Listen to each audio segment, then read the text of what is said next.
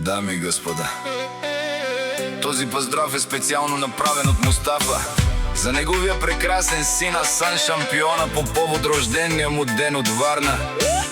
Той е гордостта на бащата и слабостта на майката, като казват, че откакто се е родил, той им е променил живота.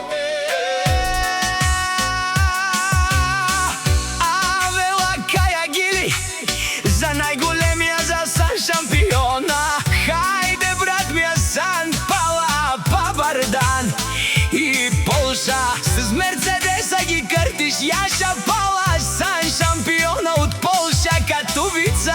Асан шампиона, си боса на колите и жените, да се знае. Всяка майка Асан шампиона не ражда, той е вълк единак. Хайде, Асан, покажи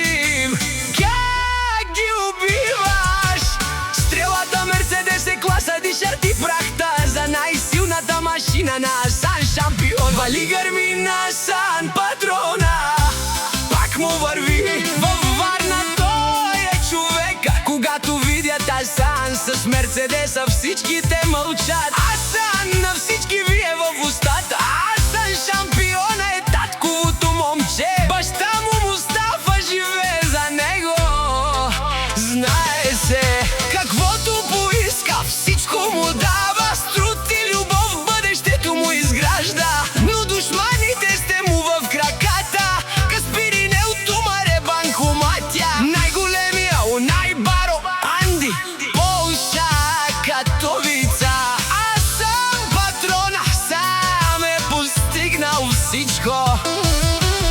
Има къща, палат и най-якия Мерцедес и много пари. Вали гърми на Асан патрона, пак му върви. О, Асан патрона, пенелшунен душман. Асан патрона, не можете да го съборите, той е човека с парата. Душманите сте му в краката.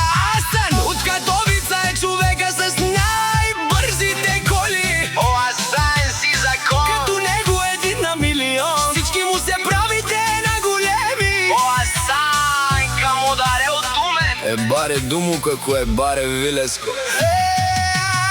Вали гърми на Асан патрона.